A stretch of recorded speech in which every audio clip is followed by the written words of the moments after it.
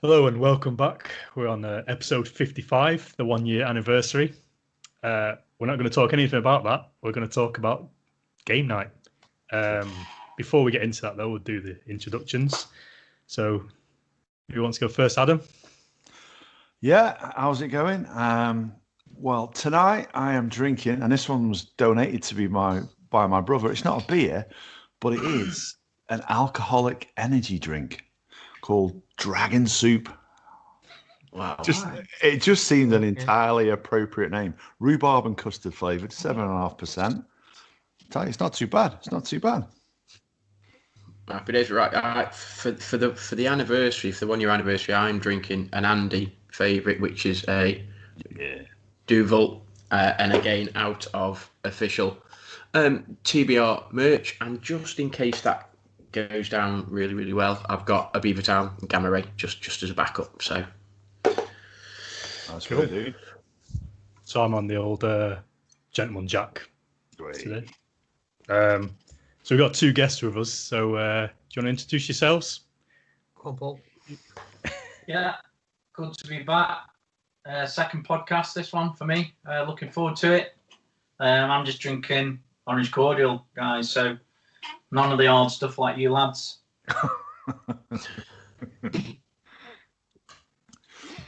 Craig? Very good. Good evening, gentlemen. I'm drinking one of water's best sort of PG decaffeinated, 16 calories per cup. And I have a glass of water chaser, just in case this sort of knocks me out. In case that knocks your socks off. With it being decaf, you've got to be careful these days, haven't you? So we're going to be in for a wild night. Wild. That's it. Do you want to say anything, thanks to anyone or anything like that before we start, or we all good? I'm going to say something first, and I apologise if I get the pronunciation wrong, but I just like to say dziękuję to all of our Polish listeners, because we are still inside the top 50 podcasts, documentary podcasts, whatever it is, in Poland. So we're in the top 50. So dziękuję, I think, as I say, I apologise for the pronunciation, but thank you guys. Keep listening. Yeah, we're above the American journalist Katie Couric. That's pretty impressive. That's pretty impressive, isn't it? It's amazing. Yeah. We must have some very, very influential Polish friends. We must. I'm telling you, dude, it goes back to that Lech Wałęsa comment like months ago that I made. It goes back to that. It must be. We'll have to see if it's a world record as well, like most time in the charts. Most time in the Polish podcast charts. Good question. I want to give a quick shout out. Perhaps we should have done last week, actually, because country number 28, the United Arab Emirates. That's 28 countries now that's listening to the Tallboy Radio podcast. So thank you all very, very much for doing so. We said we're going to do something when we hit number 30. We don't know what that is going to be yet, but we'll do some kind of a giveaway for something. We don't know. We'll figure it out. Just can I just add one other, and I don't know whether or not we've sort of, well, we haven't said it on a podcast, but a big shout out to Tiddy and Shiner again. Thanks to you guys for giving us a shout out. Really enjoyed the episode. You were right with the odd left turn here or there. But yeah, thanks guys. Keep listening and keep sharing the love. Cheers, fellas. Amen. So I'm hosting this episode as I know nothing about what's going to go on in this episode. I suppose we'll get one of the guests to talk about what the theme is, like what is like your role-playing games, what sort of brief intro about it. Craig, go on, then you go first. You're the granddaddy of this. You kick us off. Well, thank you. So, do you want me to basically just describe what I think it is, what entails it? Yeah, absolutely. Yeah. Okay. The way it was described to me was, and this is way back in the 1980s. Some of you guys don't remember that, but it was described to me as if you could read a book, but you can actually be the person in the book and go where you want, do what you want to do, and there was no limits to, turn to page 45 if you want to open the door, turn to page 11 if you want to sort of use the golden key or whatever. It was just, and that was it, and you could attach it to any genres. D&D. Quite a lot of people know about that. But there are a myriad of other role-playing episodes, series, anything you think of, you could role-play in it. Okay. Yeah. So do you only have like a set of rules and stuff like that? So like D&D, for example, you have a games master who would talk about, roll the dice or whatever and tell you, come up to a monster or something like that. Do each game involve that sort of aspect? Yeah, you would have. There are a set of rules for each genre, effectively, and the games master, the guy that runs it. If you imagine he's like, I say, the storyteller, he's the narrator, he's the one that sets the scene, and you guys basically just interact. Imagine writing your own story, effectively, and yes, there are, depending on which genre you are in, depends on the sort of rules that you play, but effectively, yes, there are a set of rules that govern how your characters can interact and things like that. So yeah. There's an element of chance to every game, though, isn't there? Sort of. That's where the dice comes in. And with the character side of it, it's you're playing roles, so to speak, that you never ever play, you've never be in real life. So it's that's fancy, isn't it? Really? It's I suppose fantasy role playing. You get to take on different characters, and it's a bit like, I suppose, imagine you are, I suppose, an actor or an actress, and you take on the role of, in 1 week it could be Hamlet, and in the next week it could be, I don't know, whoever else it may be. You take on various different roles of various different characters, and you try to sort of attribute some characteristics that they might have, and you try and effectively become that person, for want of a better phrase. Having said that, though, what Gaz has just said, stereotypically, we all seem to be the same character in the genres, which we'll probably end up talking about a little bit later, I would imagine. Well, let me just here you go. Let me touch on what Craig said. So, I first got into role playing through, well, initially my brother Gary and Adam, and then quite soon after that with Craig.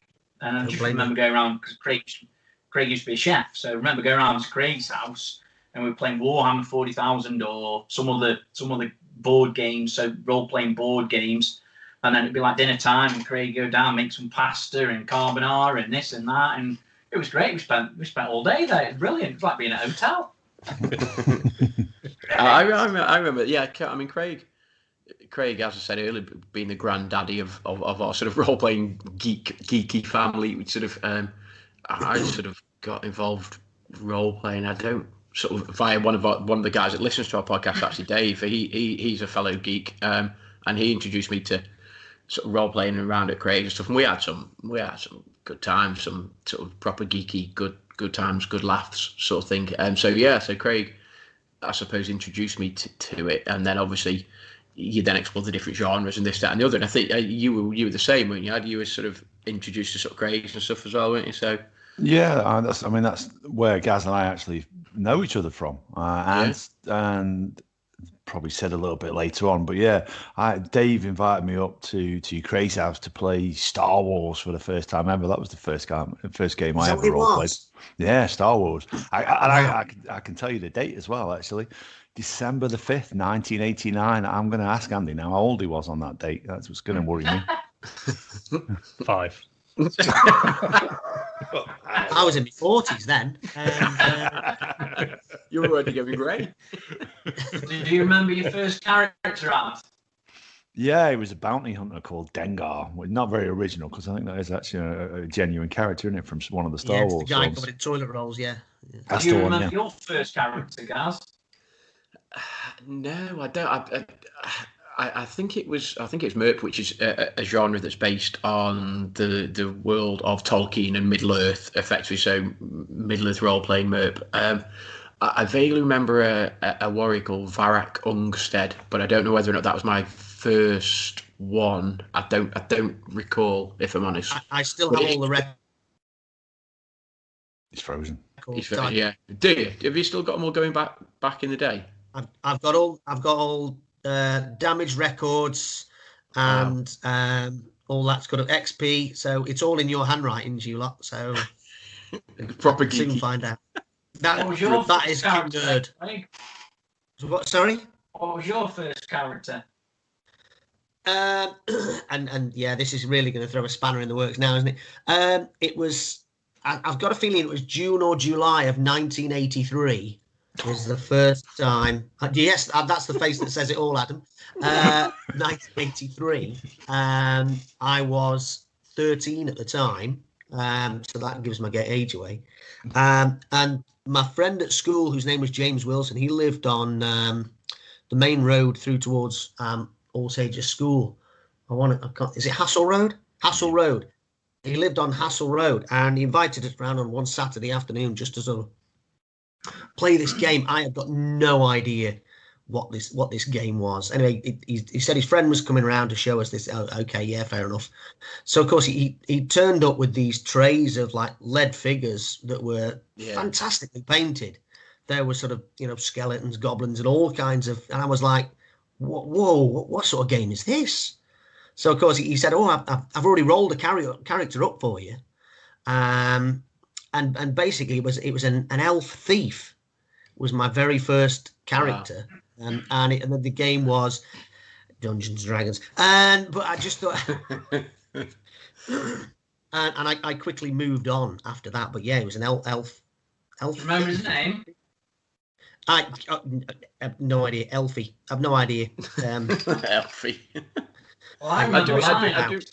What was yours then, Sid? Yeah, mine was Cthulhu in our dining room with me, you, Adam, and Adam's middle brother, John. And my first character was Alberto Albertelli. Was that your first one? Yeah, so you were running it. Wow. So for those of you who weren't sure, sort of Cthulhu or Call of Cthulhu is a genre based upon the works of H.P. Lovecraft. So it's all to do with the mythos and sort of otherworldly sort of beings and creatures and so on. And actually, was it Lovecraftian Country, which was the series that was it Sky Atlantic or something? Lovecraft Country, whatever. So and that was sort of similar. So there's also traits of that in like Stranger Things, isn't there? Yeah. With creatures, that's very much like Cthulhu. So. Yeah, and actually, Stranger Things. The main guys, the sort of geeks in Stranger Things, they obviously role play what looks like Dungeons and Dragons, but it might not be, but it looks like that, and obviously it's brought geekiness to a whole new audience, which is fantastic because other than Andy, who has no clue what we're talking about, we're all pretty much geeks, which is great. I love it. Okay, let me just quickly throw a question: geeks or nerds? What's the difference? Been called both. I was going to say, I've been a geek. I would say geek. Yeah, I'd say geek. Purely and simply because your wife refers to what we did as geeking. Yeah. Well, yes, that's yeah. Yeah, we geek. Because that's literally what we used to say. It's like, oh, what are you doing? Oh, yeah, I'm going around crazy. We're geeking. Oh, okay. And literally, I would say that we are geeks. It's funny because for those sort of that don't really sort of understand, I've never really sort of come across it. Like everybody says, well, where's the board?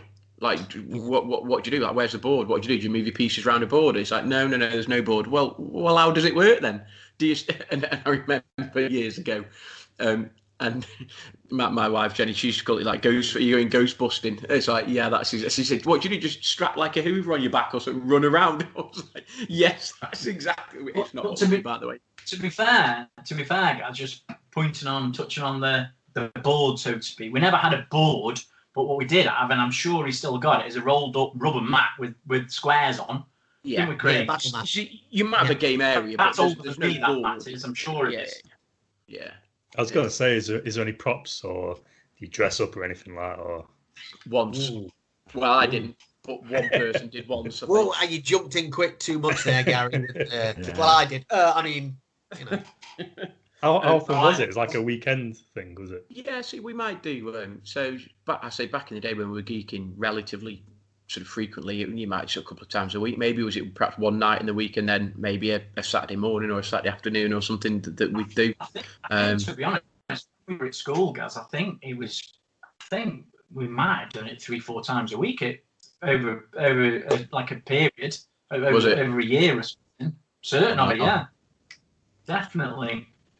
But yeah, I suspect the props in terms of, obviously, depending on which genre you have, the one that we role played a lot initially, which was based on the Worlds of Tolkien, you would have, I say props in terms of, you would have little models that you would use to characterize your persona as such, and you would have various attributes, which would be like certain characters can move quicker or slower than others, and certain characters are stronger or weaker than others, and so on. So you'd use a game board and you would use as a visual representation of where your characters were. So you'd be like, well, I'm going to move to there, and then I can do this, and then you're going to move there, and so there would be a game area or game zone, but in terms of a board with segments that you roll the dice and you move around, there wasn't really anything like that.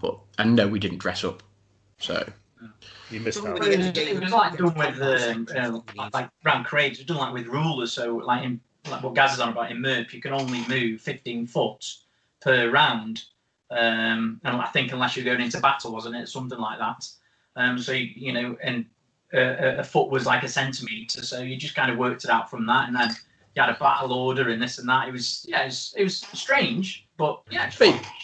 But effectively, what would happen is your character would have certain attributes and skills. So your character might be quicker acting than somebody else's character. So when the action started to sort of kick off as such, your character would act quicker, so you would get to declare what you wanted to do first, and then obviously based on what you did, then based on what other characters and how they interacted with you and so on. So it's all to do with different attributes and different skills, I suppose, of the character that you are taking on. It's not how fast is Gaz and Adam and Craig and Sid. It's how fast are the characters that they're portraying, how strong are the characters that they're portraying, and so on. So it was all to do with it's you trying to act as a different character effectively. That's how it sort of works really. And then everything would rely on the interaction, and there would be no sort of script. The guy that's running the game he's the narrator, the storyteller, but there was no script. There was no, you have to say this, you have to say that. Everything was sort of done live and in real time, and so on. So back, it was. We got it wrong, didn't we? Yeah, we made the wrong decision. It always failed.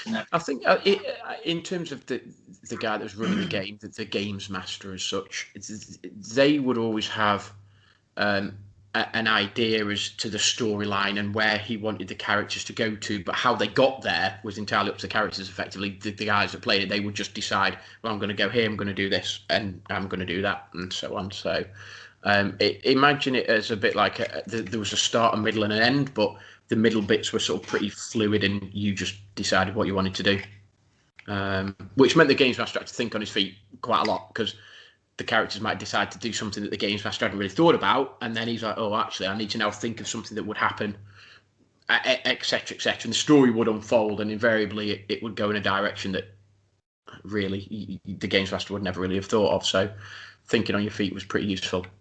Yeah, I suppose every game games is master, different. you have to have certain skills. Yeah, I think sort of, and as you say, thinking on your feet, because you know that you're going to start, say for example, down at the docks. The next thing you may go to the museum, but you may end up at the football ground or whatever at the end.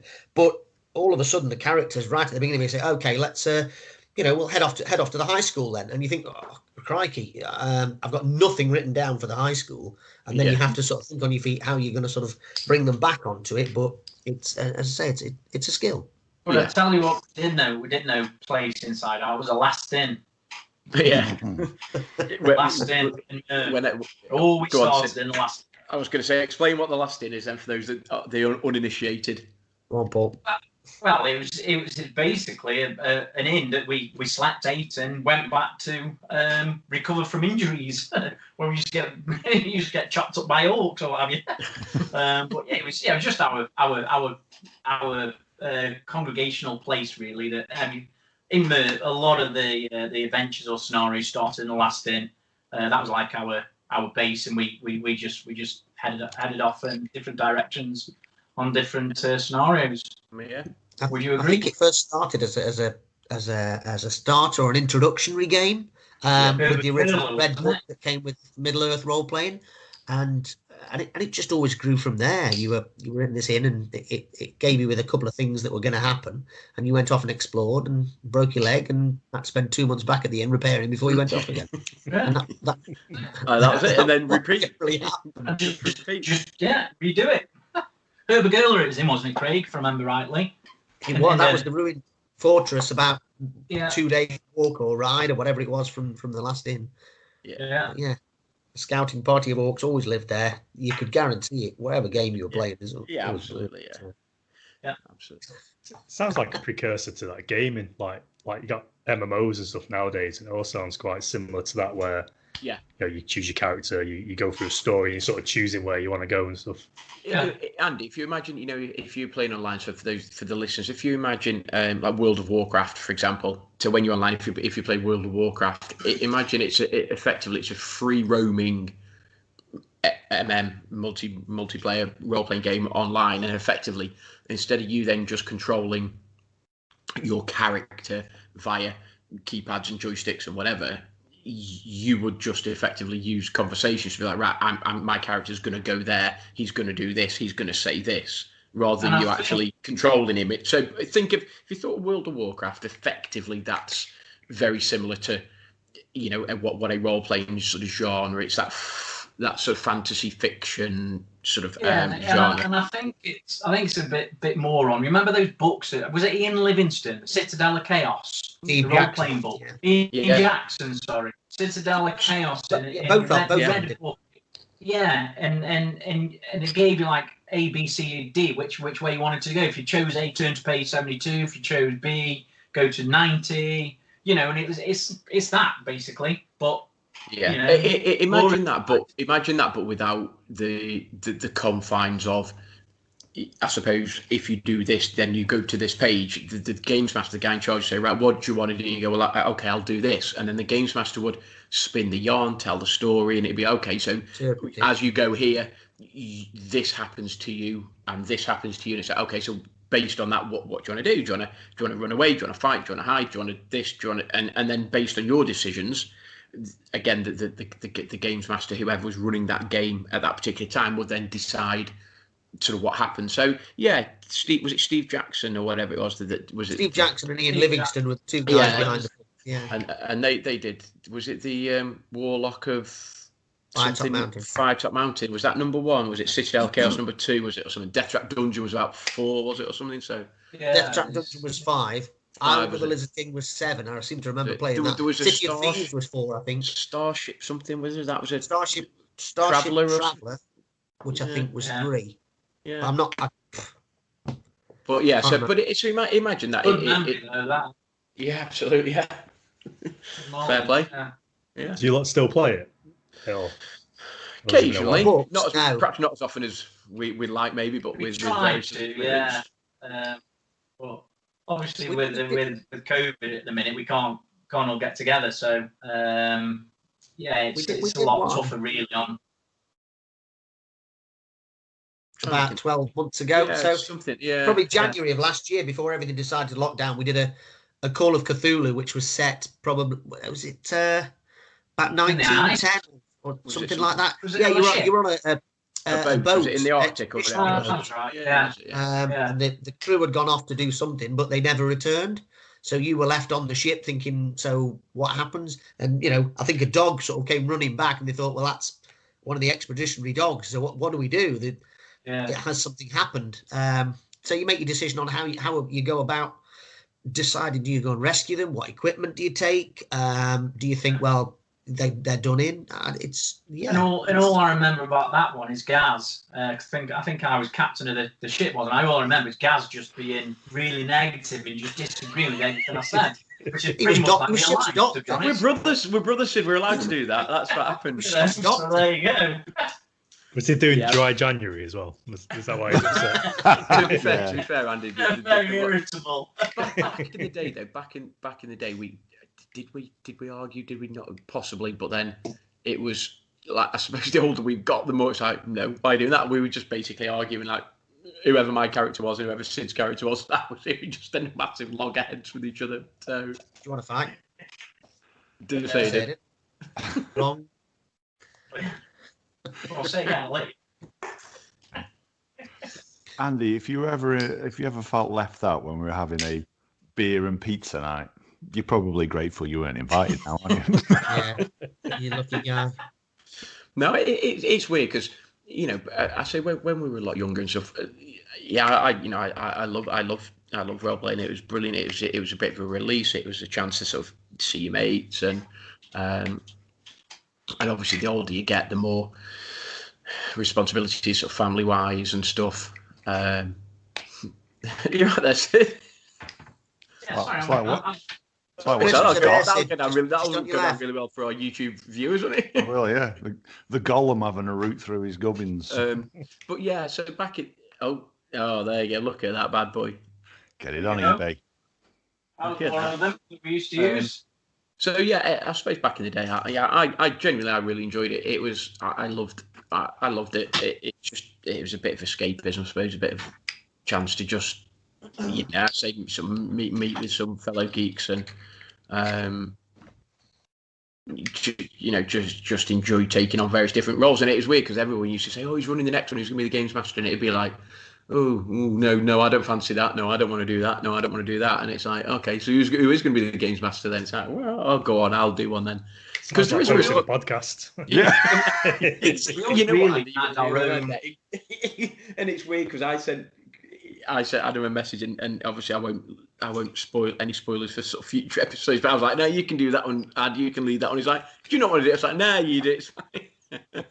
So it was exactly the same as role playing, exactly the same. He'd be like, no, I don't want to do it. I think just because when you were games master, and it was great just to see where the characters were going, what they'd say, and what they'd do, and how they'd react. But actually, I suppose that a lot of the joy of it came from you actually being that character and being a particular, person as such. And obviously the games master wouldn't. Sometimes you have lots of other characters. So imagine the main 3 or 4 characters in a book. The games master would control everybody else in the book, sort of thing. But there was something.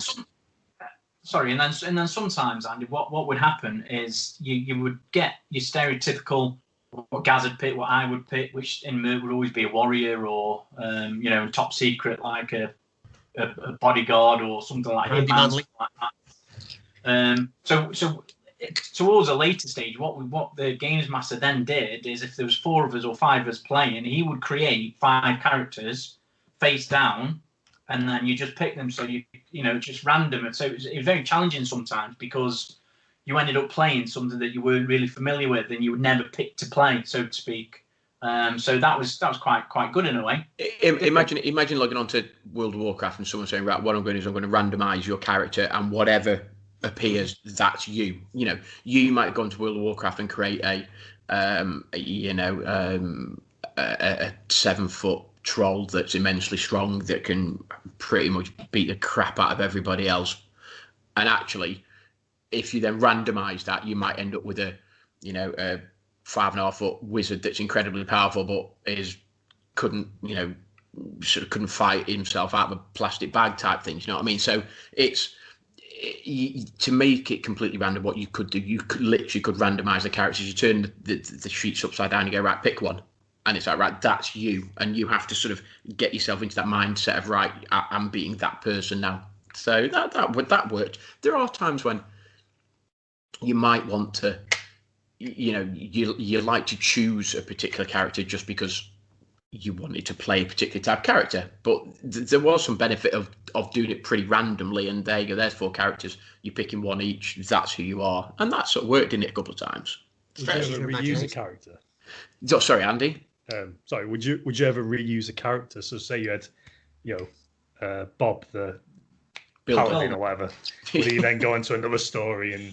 Yeah, It depended on the genre. Obviously, it depended on the genre that you were playing. There will be times when, and I think me and Adam, we had 2 characters and that were involved in the sort of the Lovecraftian genre, and we had was it Howard Potter and Carlton Franklin Jr. Yeah, there you go. You see, so Adam was Carlton Franklin Jr. and I was Howard Potter, and our two characters knew each other, and we basically finished, let's say, the novel or the story or the scenario, and then next time we went and we did that genre again, we would use the same characters, and effectively you would create the characters and they would become more experienced and they would gain more skills and so on. But we couldn't use those characters if we were role playing in the world of Tolkien, because the characters just don't fit, if you know what I mean. So it'd be a bit like a 1920s gentleman with a bowler hat and a cane walking around a snow-top mountain trying to fight orcs. It just doesn't, it's a different genre sort of thing. So,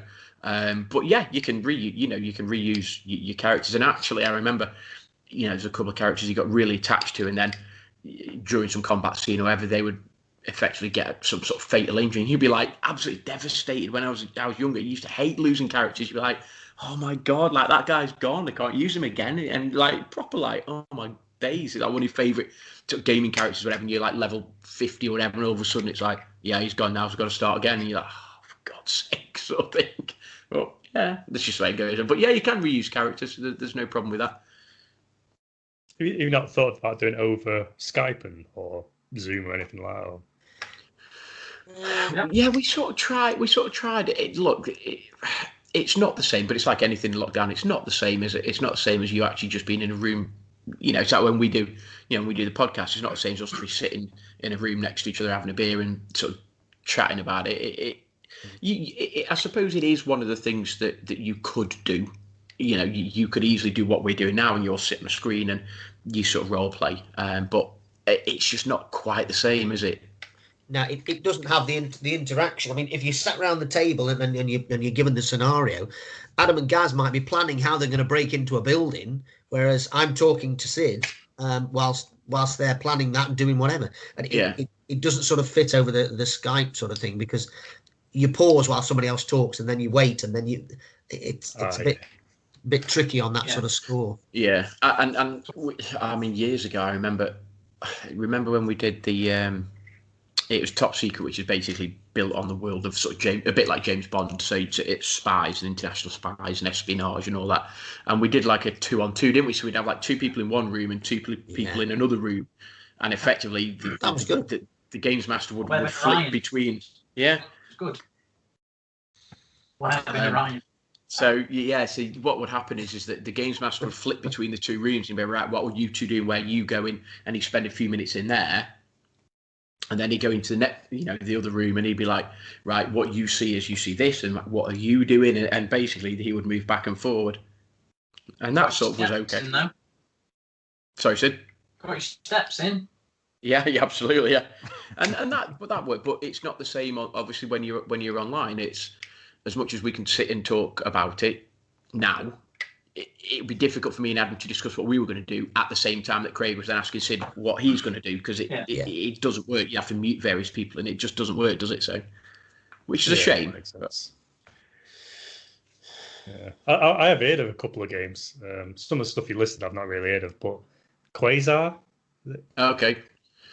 So go on. Do you want to lead on that?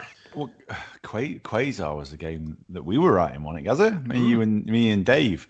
Actually, Dave, we invited Dave to come on the podcast, but Dave has a notoriously poor memory and claimed he couldn't remember anything to talk about, and said it's all right, I'll come on another one. Cheers, guys. But always the instructions. Well, yeah. Way back in the day, me, Gaz, and Dave started writing a game that we were looking at getting published called Quasar, and I think the principle of it was a quasar is an ever expanding galaxy or something like that. So the planets were getting destroyed and pushed out, and it was, I think, loosely based about immigration, where you were police stopping aliens getting onto your planet, which in this current climate, it's probably inadvisable to be coming out with stuff like that. But we never got very far. But Dave sent me a picture ages ago now, round about the time that I emailed Mrs. Gunter to get that information, and it was a piece of paper where we'd found, where we'd an agreement that we wouldn't basically shaft each other over the rights to it. And she had signed it. We had it signed by the teacher. That's how serious we took. Honestly, yeah. That's... Was it written on a whole nut wrapper or something? There was no room after Phil drew his dwarf on the back. Yeah. I remember one that, and back in the day, there was a TV series, a TV program called, was it Stargate or something? And was it Stargate or Stargate? Yeah. And I really liked that as an idea, just because you can place these Stargates in various worlds and galaxies and stuff, and basically it created, depending on how you dialed it in, if you would effectively wormhole to these other Stargates in various. But that would be fantastic, because what it allowed you to do was effectively combine genres. So you could go to one world that was, I don't know, pre-technological, and you could then Stargate to another one that was post-technological and had, sort of flying saucers and this, that, and the other, and literally that would allow you to explore loads of different types of worlds, and that never really got off the ground. I don't really know why, to be honest, because I think that'd have been proper decent, but yeah, I don't know. I quite enjoyed that concept, and I quite enjoyed trying to develop that concept. And we tried it a couple of times, but it just sort of didn't really work. If I'm honest, sounds a bit Doctor Who in its outlook, doesn't it? So yeah, you can travel to anywhere, go anywhere in time and space, and just have an adventure, and then move on through the gate or through the time portal. I think Gaz talked about Top Secret, the genre that we did loosely based on Bond and espionage and what have you. Now the rules to that, the rules to that, if I remember, were very simple, weren't they? Yeah. It was used for a lot of other games. You could adapt those for other games. So there wasn't. Well, I think we touched on it early, where there was different rules, obviously, for different genres. But that one you could actually modify, couldn't you, to actually use in other games, which I think we did a few times. So I did effectively like an army base where we were all sort of special ops characters, and you would have a medic, you would have a radio operator. So think of, obviously, Andy, in your day, when you had a platoon or you had a troop, whatever, you would have certain specialist people that focus. So I tried to develop a game based on you're this sort of special ops group, SAS type Black Ops group, and you'd be sent into deepest, darkest, wherever, back in the day, like Nicaragua or wherever, and you go, and I basically used the Top Secret rules because they were that portable in terms of actually it sort of fit lots of different genres, but some were very specific, so wouldn't work. But actually, the sort of Top Secret was pretty generic to be fair, and we've used that, in a few other sort of games and stuff we've done. So, what would be your favourite then? Go on, I'll pinch one of Andy's sort of questions then. Ad, what would be your sort of favourite genre then? What's your favourite role playing? And favourite character as well. Feel like. Oh, go on then. Okay, there you go. Yeah. Go on. Well, my favourite genre, I'd say there was two that I really enjoyed. I really enjoyed Call of Cthulhu. We did that so many times. That was one of the very early games that Craig introduced me to after Star Wars and Merc was Call of Cthulhu, and I was a character called Harold Pontonby Smythe, I think it was. I can't remember the adventure, but yeah, right from the offing, I loved that game, and yeah, that was probably my favourite game to run as well as a GM. The other one I liked was also another game that I GM that Pete introduced us to was Vampire. Yeah, I loved that. I did. Yeah, it was a little bit limited in terms of how the princes and introducing yourself to the city, the way that the vampires existed and that society and the way that it was played. But I just loved it. A little bit different. Effectively, you're almost playing the villain, which is quite unusual because in most games you're playing the good guy. Yeah. But my favourite character was a good guy who I played as a villain, and that was Bruce Campbell. Not the actor himself, but I had a character who was head of engineering in Star Trek, a game that Pete ran. I was just the most annoying man on the planet, so I pretty much played myself. Campbell!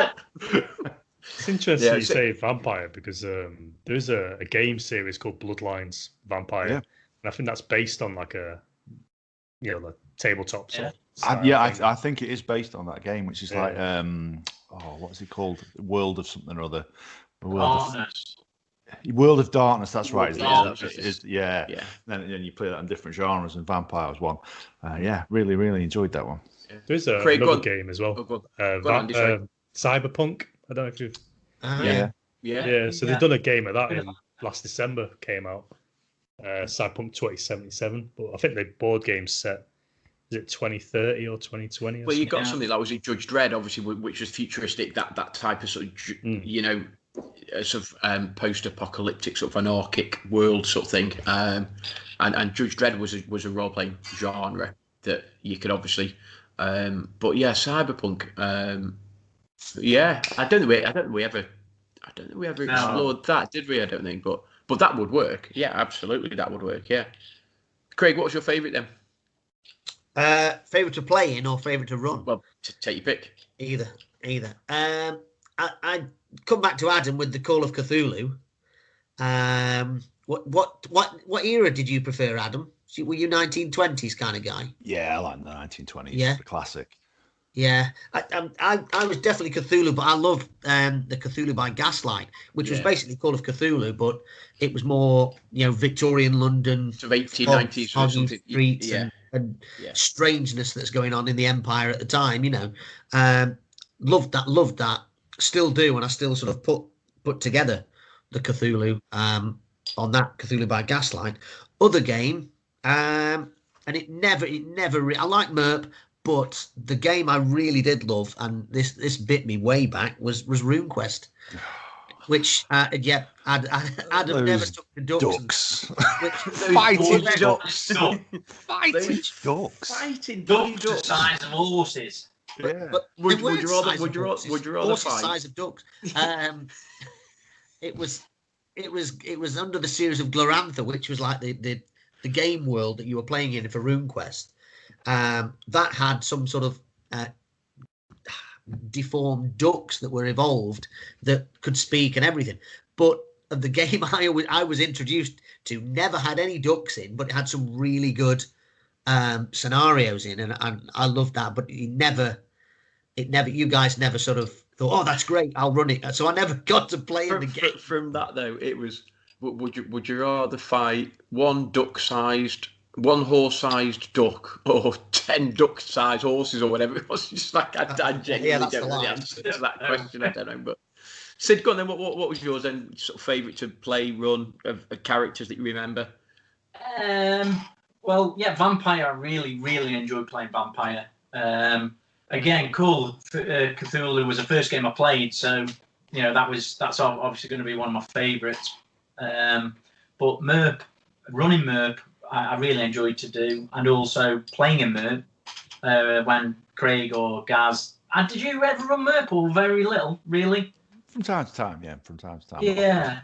So I liked playing in that one as well. But I think that's pure and simply for really the love of Lord of the Rings. Yeah. In that genre, really. Because I really like Lord of the Rings and what have you. So yeah, that for me, that's what mine would be. Yeah. What about favourite character? Did you say your favourite character? Did I miss that? If John was this, it'd be the Mountie, wouldn't it? But so that'd be gone. Then Sid, what would be yours then? Just go back a bit on another game that I really enjoyed playing, which was just a laugh. And Adam used to always run it. I remember at 50 in that back room, and it's Marvel. Oh, you used to love playing Marvel. It was so. It was just a laugh, just funny, wasn't it? Very on PC. It was very on PC the way back in the day. So basically, Marvel, obviously based on the sort of superhero universe as such, and basically Adam set it, and we were effectively school kids, but we would have these like mutant powers and stuff, and it was just so wrong. It was just horrendous, but it was funny. It was probably just like light relief sort of thing, wasn't it? But yeah, it was good. I think I don't know. For me, I don't know. There's a couple. I think I'm going down the line of Sid, just Merp, just because I really, really enjoyed Tolkien's work and the whole genre he created. Tolkien was a genius and literary genius, and he created all the genealogy of the different races and the languages. You know, he didn't just write books; he created bleeding languages and stuff. So he literally is a genius. So Merp, I think, because it was the first one that I did and introduced me to it, that always has a special sort of hold on me. But like I really like the Call of Cthulhu. I love, again, Lovecraftian sort of novels and work and the mythos and that sort of stuff. So, yeah, and I know it might be a little boring as such, but those two for me were the newer ones. Maybe I did quite like Vampire. I love Star Wars, but never really massively enjoyed the genre of role-playing Star Wars. I love George Lucas and the films and all of that sort of stuff, but the role-playing game just didn't quite work for me. Transfer across well, did it? No. So Merp really was Middle-earth role-playing, and then Call of Cthulhu again. So the two that we generally have played a lot. I think Cthulhu worked with us because it was a world that we knew, because it was the modern world, 1920s or 1890s or whatever. But so we knew the world. It was just the occult strangeness that was going on in the world that came from left field. Do you think? Do you know what? That's spooky weird. Yeah. Sorry, guys, I've interrupted you on your. No, carry on. No, carry on. Going back to Merp though, it's like the Merp that I used to run. I used to like write an essay in a night because of all the damaged record and everything. They had all the broken legs and broken shoulders and all that. It was it was crazy. I remember back in the day, you know, you would the games master would introduce the scenario, and I would be literally like writing like almost word for word, copious notes. And basically, Adam would just sit there and go, yeah, whatever. And then like we'd meet again like the following week. He goes, so what's going on?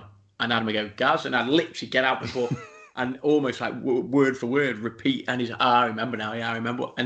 And that sort of died a death level. I literally would have like just pages and pages of notes about what was going on, what our thoughts were. We had like a to-do list of what you carry. Right, we'll leave it there, but make sure you write down what it is that your thought process is and what you're going to do next time. And it was, just proper. But for me, just really, really decent memories of sort of growing up. And I know it's geeky, and I know, you know, I say back in the day, even it was sort of, I say, frowned upon, and you would, you know, you were a nerd, you were a geek and stuff. But for me, I really enjoyed it. I genuinely, it was like part of my, I say, growing up. And obviously I did lots of sports and did play lots of sports stuff, but I proper enjoyed just, you know, going around to Craig's and, you know, we'd role play, and then, you know, it'd be I would host or Adam would host or whatever. You know, it was brilliant, absolutely brilliant.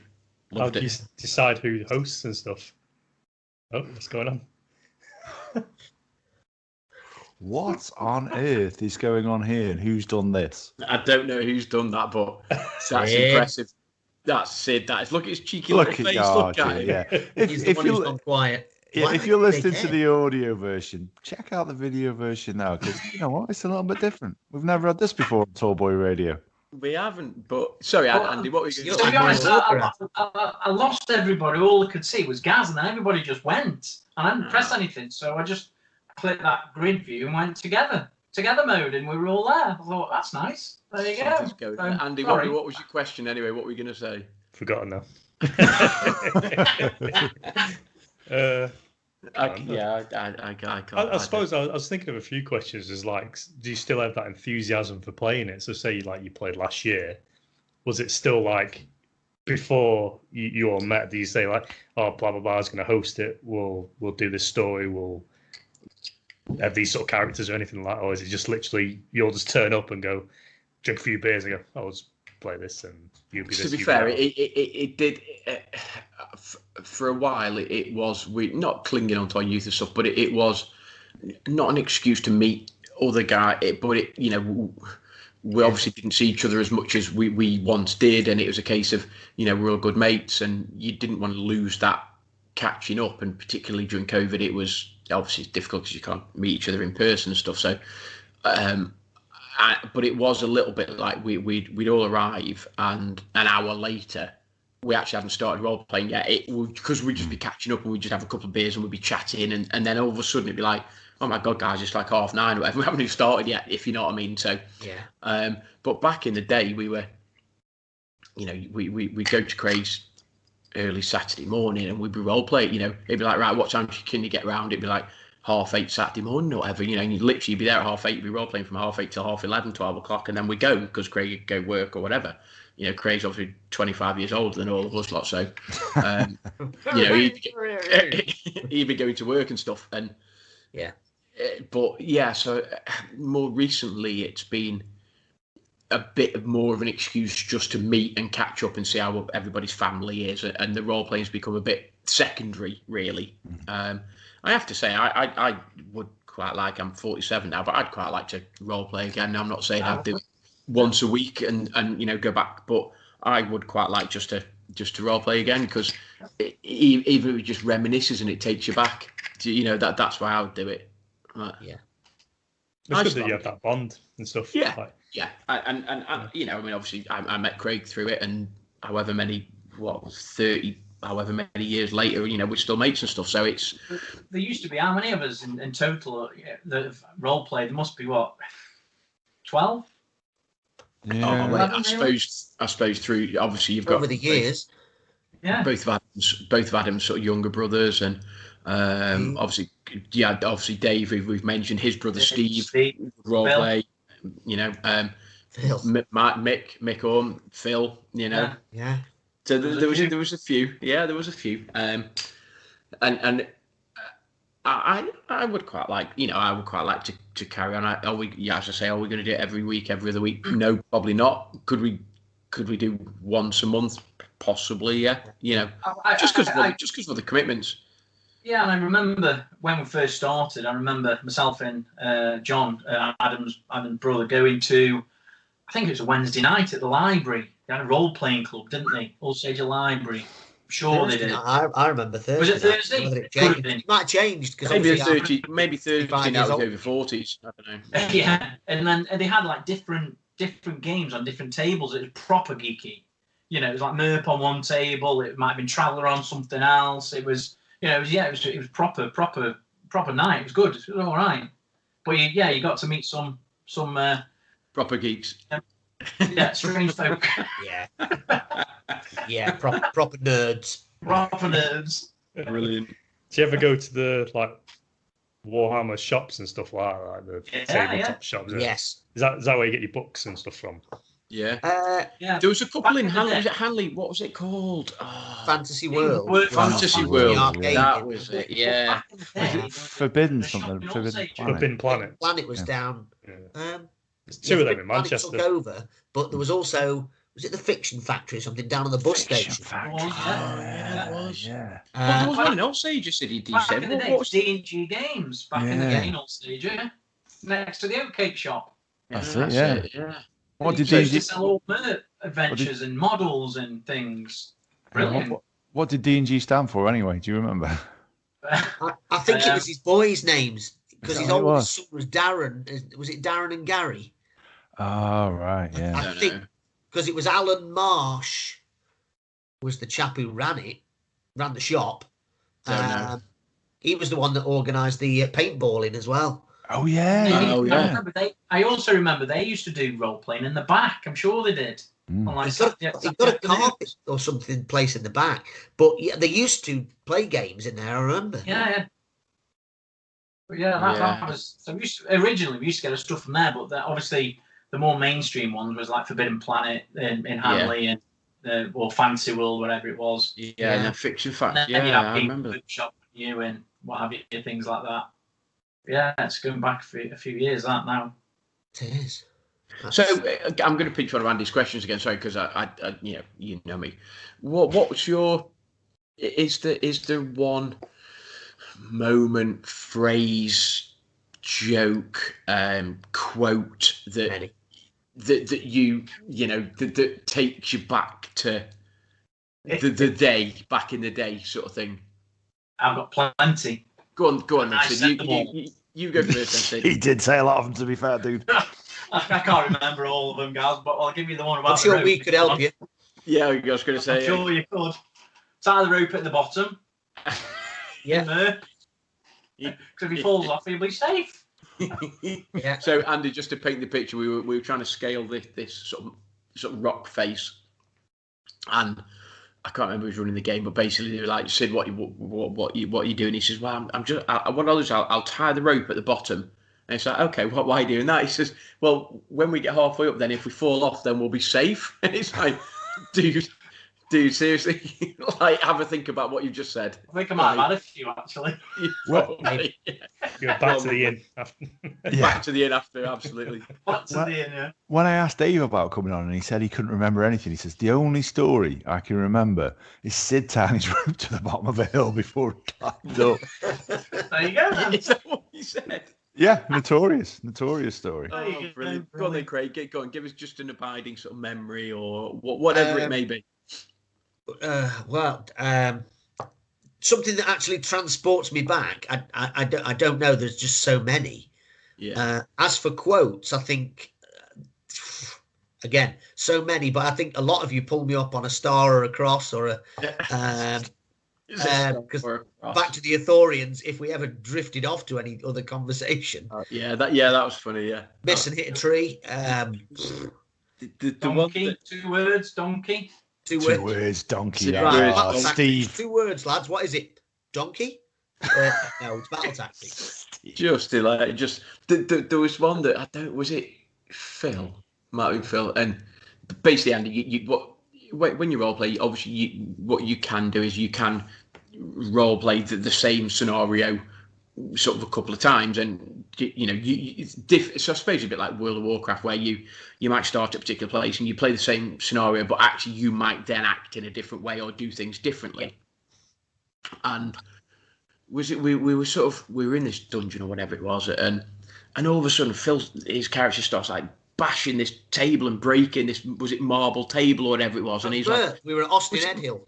Is that yeah? And he said, let's drain the pool. He said, let's drain the pool. He said, let's just drain this pool. It was like, well, why are you doing that? I said, well, it worked last time. There was loads of stuff, and you just like just completely just didn't get the concept of the fact that actually there wasn't a last time, because it's a completely different sort of story and stuff. He did that a couple of times. One of them was through Call of Cthulhu. We were running an adventure. Well, I think I was running the adventure called Horror of the Glen. And basically, when he arrived at this village up in the creepy, weird sort of Wicker Man kind of village at the top of Scotland, he noticed that the manor house was surrounded by trees, and he starts collecting firewood. And he said, "What you do, Phil? I'm going to burn the trees. Why? Well, that's what we did last time." Yeah. No, you've missed the point of the game. Sort of, you haven't found that information out yet. Yeah, it's just like so. Yeah, a couple of those things. I won't tell you the story about why Phil had to leave early one night. Tell that story. That's the best Phil story. Basically, Andy. No, just go. It's not me. It's not me. No, not that one. Not that one. Oh, okay. He turned up one day and he's like, "Oh yeah, lads, I'm gonna have to call it quits early tonight. I've got a big job on in the morning. Been really working very hard, like cementing something outside of McDonald's, yada yada yada." Then about 45 minutes later, he goes, "Yeah, me and my dad are gonna watch this cracking porno that we've rented." Like, okay, I thought you said you had to work in the morning. That's why you had to go.